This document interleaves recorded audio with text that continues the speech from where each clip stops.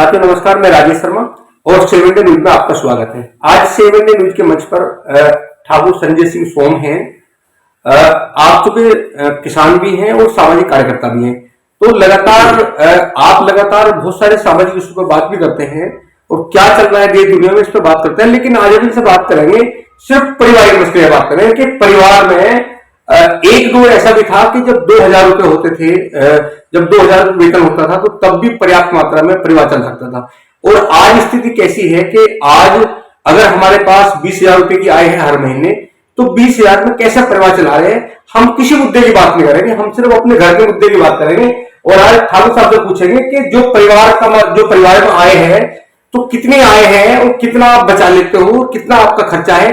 क्योंकि हमारी याद है जब 2013 में बड़ा मूवमेंट चल रहा था कांग्रेस के खिलाफ, उस समय कांग्रेस सरकार हुआ करती थी सेंट्रल में, केंद्र में, तो भाजपा कहती थी कि अगर भाजपा सत्ता में आएगी तो आय भी बढ़ेगी, किसानों की दोगुनी आय होगी, आम आदमी को रोजगार भी मिलेगा और जो महंगाई है, महंगाई का कंट्रोल होगा। तो हम ठाकुर साहब से पूछे घरेलू बात, आज कोई बात ऐसी नहीं करेंगे कि कोई हम देश की बात करें, प्रदेश की बात करें, सिर्फ घर की बात करेंगे और पूछेंगे कि परिवार की कितनी आय है और टोटल मिला के कितना खर्च होता है एक साल में। संजय जी, आपका स्वागत है बहुत बहुत के मंच पे। तो सिर्फ सिंपल सी बात है कि आप पूरी मेहनत करते हो 24 घंटे, जो आप सामाजिक कार्यकर्ता भी हो, आपको सामाजिक लोगों में बैठना पड़ता है, फिर घर को देखना पड़ता है, बच्चे भी हैं, बच्चों की पढ़ाई भी है, फिर उसके बाद में फीस है, ट्यूशन है।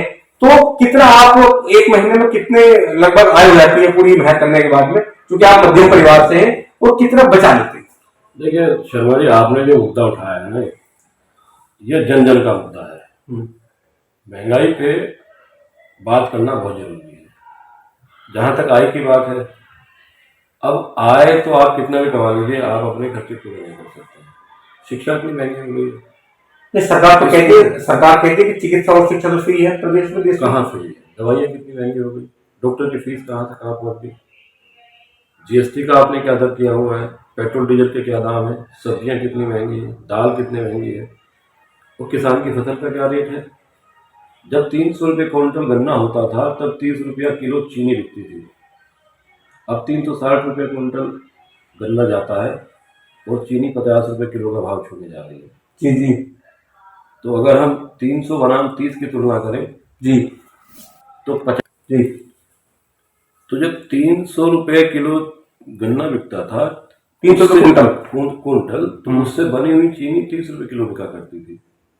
आज जब 360 रुपये क्विंटल गन्ना बिक रहा है, तो उससे बनी हुई चीनी 36 रुपये 40 रुपये चली जाए, चीनी तो 50 रुपये छूने जा रही है।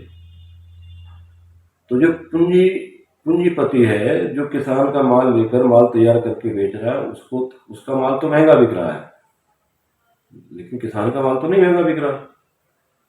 2022 में हमने वादा किया था कि हम किसान की आय दुगनी करेंगे। क्या दुगनी हो गई? आधी भी नहीं गई। इस समय बच्चों की फीस की क्या स्थिति है, सर ये बताओ कि कितनी फीस है। जो आपकी आय है, आय में से कितना हिस्सा बच्चों की पढ़ाई में खर्च हो रहा है।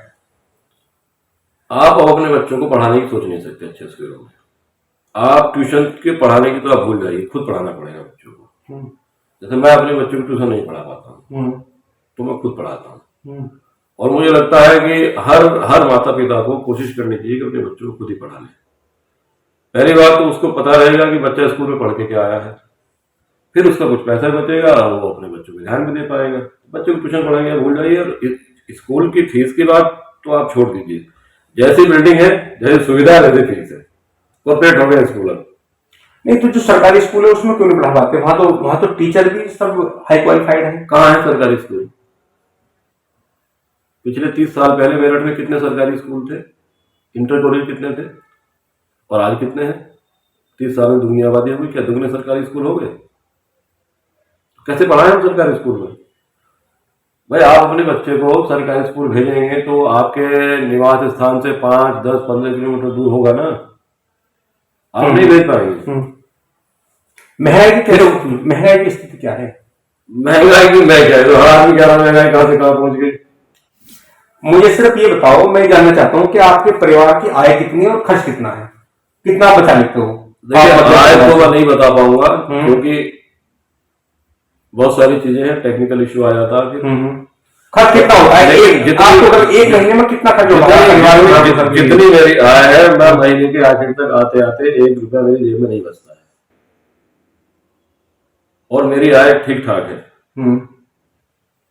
मैं बहुत कोशिश करता हूँ कि अपने खर्चे बचा लिए जाए, लेकिन कोई बच्चा बीमार हो गया, कभी कुछ ऐसी आकस्मिक खर्चे आ जाते हैं, तो फिर वो सब खत्म हो जाता है। तो चिकित्सा की क्या स्थिति है? चिकित्सा तो बहुत महंगी है, बता तो रहा हूँ मैं। बच्चे को अगर थोड़ी सी हल्की खांसी जुकाम भी हो जाए तो आपके 10,000 रुपये गया। 1,000 रुपये से कम तो डॉक्टर की फीस नहीं है। फिर दवाइयाँ इतनी महंगी हैं, और अगर हॉस्पिटलाइज हो जाना पड़ जाए तो फिर वो 50,000 तक आपका बिल बनता है। आप नहीं बच सकते। और सरकारी अस्पताल में आप जाने की सोच भी नहीं सकते। मैं खुद भुक्तभोगी हूँ।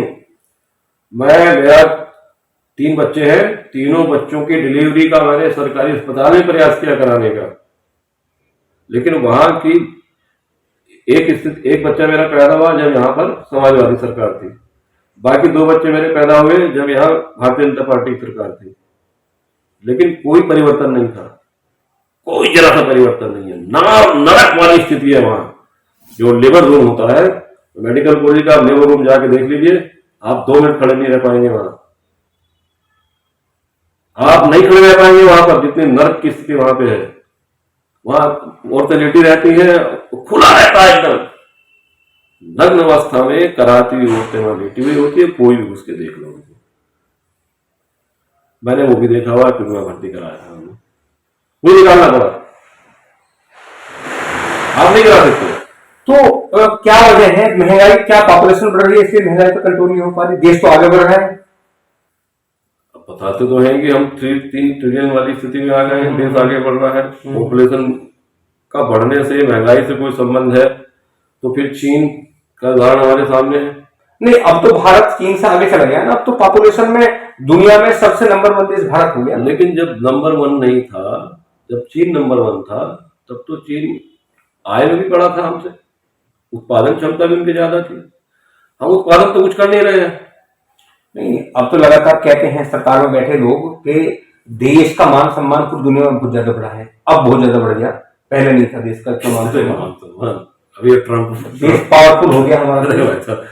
अब ट्रम्प जी ने कितना मान सम्मान दिया, आपने देख तो लिया। नहीं, वो अलग बात है, लेकिन अमेरिका देश पावरफुल तो हुआ है। हिंदुस्तान विश्व शक्ति अमेरिका है, तो आपसे नहीं है। द्वितीय विश्व युद्ध के बाद से अमेरिका ही विश्व की शक्ति है। अमेरिका जिसे रिकॉग्नाइज करता है, आप मान लीजिए, वो कमजोर आदमी को नहीं रिकॉग्नाइज करता है, ताकतवर को ही पहचान रिकॉग्नाइज करता है, उसको सम्मान करता है।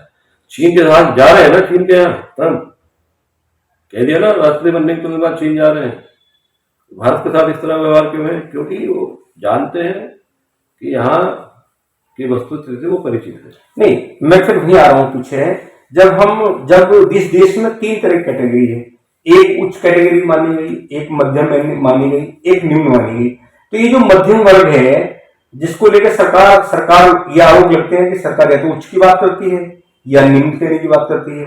ये जो मध्यम वर्गीय है, इनके पास कौन सा जरिया है? क्या इन्हें रोजगार मिल रहा है? मध्यम वर्ग तो खत्म हो गया है। देश में मध्यम वर्ग नहीं बचा है। जैसे जिसको निम्न मध्यम आय वर्ग कहते थे, मध्यम वर्ग में 2 जगह बांट दिया था, निम्न मध्यम वर्ग और उच्च मध्यम वर्ग। अब जो निम्न मध्यम वर्ग है वो गरीब हो चुका है, लेकिन क्योंकि वो निम्न मध्यम वर्ग है, उसकी मानसिकता ऐसी है, उसके जीने का ढंग ऐसा है, वो गरीब मानने को तैयार नहीं है, लेकिन वो गरीब हो चुका है इस समय। मैं अभी एक रिपोर्ट देख रहा था, पिछले साल जो डोमेस्टिक बचत हमारे निम्न मध्यम वर्ग की महिलाएं या परिवार करते थे, 9 लाख करोड़ रुपया कम हुई है डोमेस्टिक, मतलब घरेलू बचत। एक सवाल ये है संजय जी कि अब जैसे राशन बढ़ रहा है, तो ठीक है, राशन बढ़ रहा है, क्या इसके भी कोई क्राइटेरिया है कि राशन उसे इतना, वो उच्च वर्ग में हो गया या मध्यम वर्ग में हो गया, उससे कम मिलेगा? ये जो दूसरा, जैसे किसानों को किस्त मिल रही है, तो क्या किसानों को किस्त मिलती रहेगी, लोगों को राशन मिलता रहेगा? क्या ऐसा कोई विकल्प नहीं होगा, कोई ऐसी कल्पना नहीं होगी सरकार के एजेंडे में, ऐसा कुछ काम नहीं होगा कि लोगों को इतना रोजगार मिल जाए कि वो ना राशन कार्ड पे आधारित रहे और ना किसान इस किस्त पर आधारित रहे जो 6,000 मिलते हैं एक साल में? कोई ऐसा ही प्लान बनेगा सरकार का? वो तो सरकार का काम है, सरकार जाने। लेकिन कुल मिला के अगर बात है राशन की, तो मैंने देखा है कि इस समय शायद ही गांव देहात में शायद ही कोई घर बचा हुआ जो राशन की लाइन में ना लगता हो। सबके यहाँ राशन आ रहा है। चलो वो तो ठीक है, जो जो जो अभी कमजोर है वो राशन मिल रहा है, ठीक बात है। मेरा सवाल है कि क्या कोई ऐसे भी रोजगार के अवसर होंगे कि वो राशन वो अपने आप ही कहते कि मेरी आय बढ़ गई है, मैं रोजगार के अवसर मिल गया, इसमें सरकार कुछ नहीं कर पाएगी। ये तो हमें अपने नई पीढ़ी को या हमें स्वयं खुद लोगों को ही इस काबिल बनना पड़ेगा कि हम अपना रोजगार खुद कर पाए। आय के स्रोत हमें खुद ढूंढने पड़ेंगे।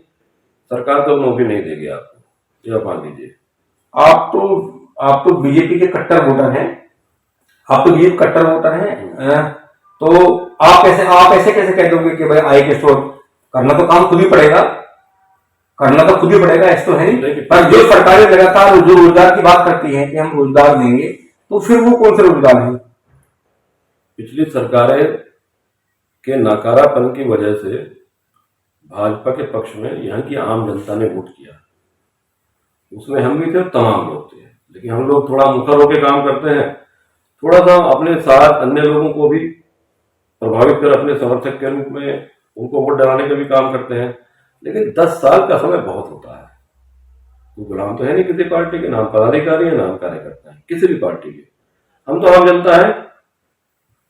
अगर हम देखेंगे कि ये काम ठीक नहीं हो रहा है तो फिर विकल्प बहुत सारे हैं, क्योंकि तमाम राजनीतिक पार्टी चुनाव लड़ती है। अब इसका मतलब ये तो नहीं है कि जो भारतीय जनता पार्टी का सिंबल नहीं है वो राष्ट्रद्रोही है। संविधान है देश के अंदर, संविधान ने चुनाव लड़ने का अधिकार दिया है। तो जब संविधान कह रहा है चुनाव लड़ने वाली ये पार्टियां हैं, तो सब पार्टी, कोई पार्टी देते हुए नहीं है। आपके पास चुनाव है, आप किसी पार्टी को चुन सकते हैं। हमारे पास भी चुनाव है, इस लोकसभा में हमने अपना चुनाव